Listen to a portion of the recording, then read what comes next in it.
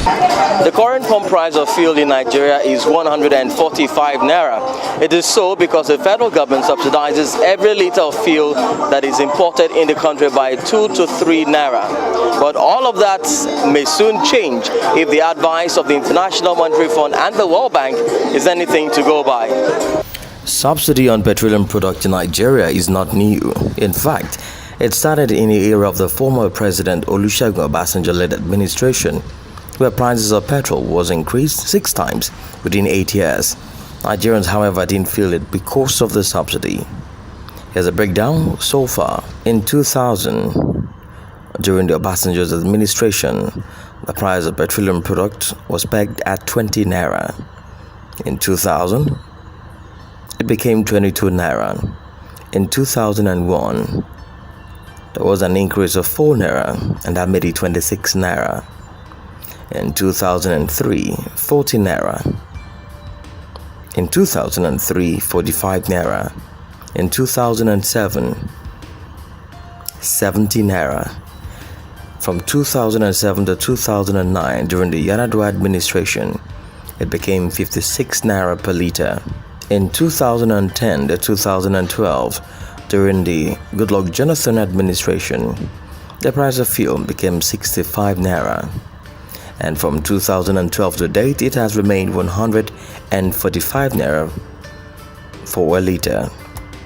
According to the Nigeria Labour Congress in a statement, what the IMF means by subsidy removal is an increase in the pump price of petroleum products, which will be largely borne by our downtrodden masses. For these commercial cab drivers, they accuse the federal government of insincerity and insensitivity to the plight of Nigerians.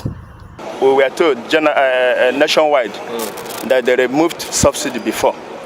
So anybody coming up again to tell us that they want to remove subsidy, that is making fool of us. I don't really know why they should even bring such type of agenda for now. That's not the problem of Nigeria now. It will affect the economy, it will affect individual, everybody. As a taxi driver, if they remove subsidy, our price will change. Definitely, if I carry 100 naira, we'll be carrying 200 naira to meet up. Because we buy for after everything, we buy fuel. So it will affect the economy, it will affect everybody entirely. I want to use the fuel subsidy to return. Because when they remove the fuel subsidy, the fuel will increase and our work will get as it be. And everything will increase, which is became a problem in Nigeria. However, these Nigerians agree with the IMF advice on the fuel subsidy removal, but the government must exercise caution in the removal. I think they are right in that aspect, but considering our own situation in Nigeria, it will not be too good for us to do it at this moment. When I grew up to know about fueling system or gas system in Nigeria, I know that we own such a natural resources. But up to this 21st century, we are still struggling dealing with gas industry. That we own this oil, we are not suffering over the oil.